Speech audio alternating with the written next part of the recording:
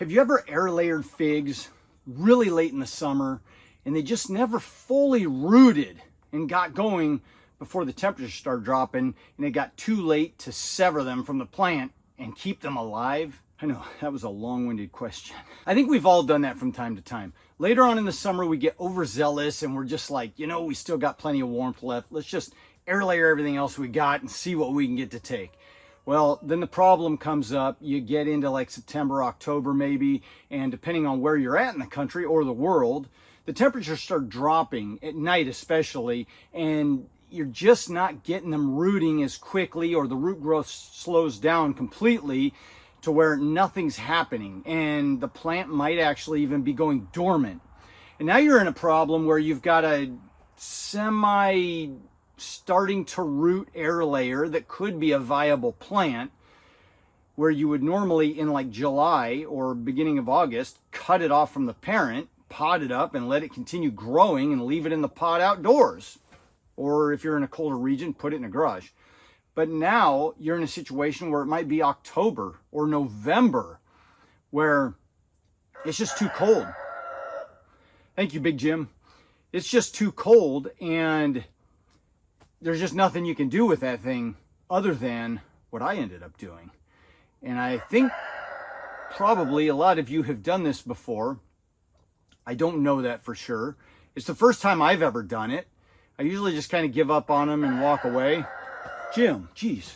But what I did this time was I started out with these beautiful air layers, and they were starting to turn into nice pods later in the summer and getting plenty of root growth, and things were starting to look good. And then I got to a certain point where I needed to cut them off the parent plant or let them go through the winter on the plant with, you know, in freeze out here and all that, and then try to regrow roots in the spring. I did consider doing that. But then I'm looking at these like black Madeiras and I'm going, there's just no way. What a waste. Those roots are above the soil line. They're in these little air pods. They're going to freeze completely solid in the winter. And I just don't know if that little black Madeira KK is going to make it out in this environment, even though I am in a hoop house. It freezes hard as a rock in here.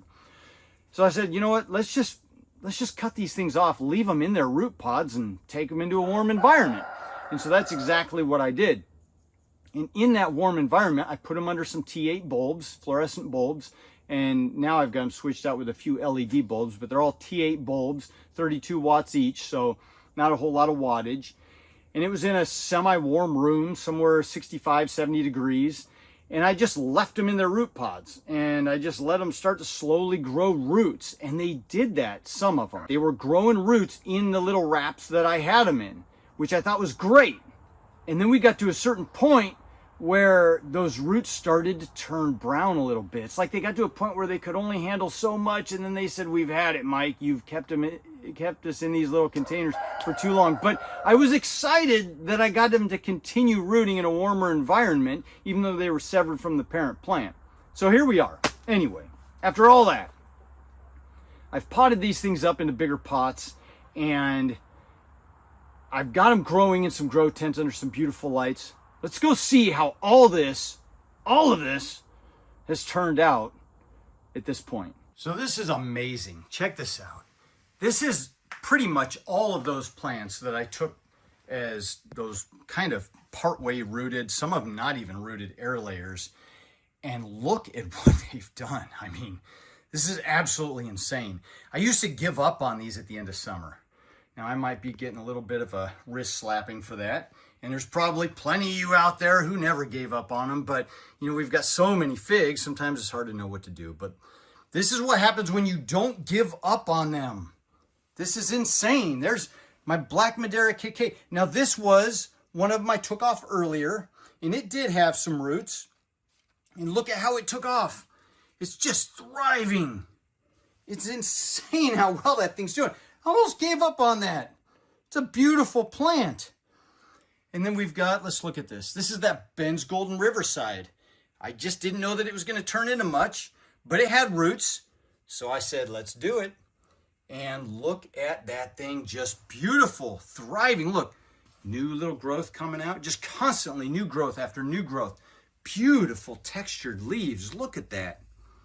I just love how these things are growing in here. This indoor growing thing's got me excited. Crazy Eddie's really got me on a tear right now. Crazy Eddie's not playing with the full deck. We got another Black Madeira KK. That was the one in the giant pod. And it wasn't doing good. It was dying back, but I cut it off and here it is. I've taken it through a whole process. It's January 12th now, and that thing's thriving. It's doing well. That Campaneri had a few roots. Wouldn't have done good outside. Cut it off, brought it in. Boom. There we are. And then that last little Black Madeira KK, that thing didn't have any roots. I put it in a cup. It grew one root, up potted it, and here we go. I almost gave up on all of these. That's absolutely crazy. Let's go look at the rest. Remember, we've got those hydrangea cuttings. And here they are. Now, these weren't rooting at all in these little pods, and I knew that because I had opened up a few. I shouldn't have done that. And I've actually opened up these two as we've gone along the whole journey, and I think I keep disturbing and upsetting the roots, and that's why they're not doing anything. They may be viable in there still, but I'm not 100% sure.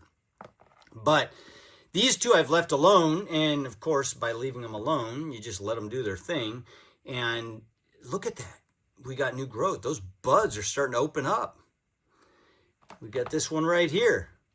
Beautiful new growth. I think if I would have left those others alone, they would have been just fine. So I'm going to up pot these now, just like I did all these. And we're going to get them under some grow lights, some nice grow lights, and out from under those T8 bulbs and see how they do. I hope these still take off. I might go ahead and just up pot these two as well and see if they take off. But these are those panicle hydrangeas, and I'm super excited to see if they turn out. These are obviously turning out. These two had a ton of callus, and they kept building up more and more callus in there. I think because I kept exposing them to air and light and opening them up. So it was my fault. They're trying to root, and I just am causing every reason for them not to root. But anyway, there it is. There's our little experiment. Just don't let them go to waste. There's nothing wrong with them. You're just going to have to start growing indoors through the winter. You need to get you a grow tent and a nice bright light. That's all there is to it. I don't know what else to tell you, but there it is. How could I have let these guys go? So what do you think of that? I mean, that is pretty exciting to me.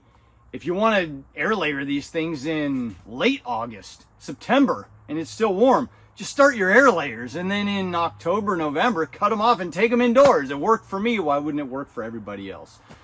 Depending on the climate area that you're in, of course. If it's sub-zero temperatures in September, this is probably not going to work for you. So anyway, I digress. If you guys learned something from this one, you know what to do. Hit that like button. Subscribe if you want to follow along and see more fantastic fig videos. I hope you have a fantastic week, and I'll see you in the next video. Adios.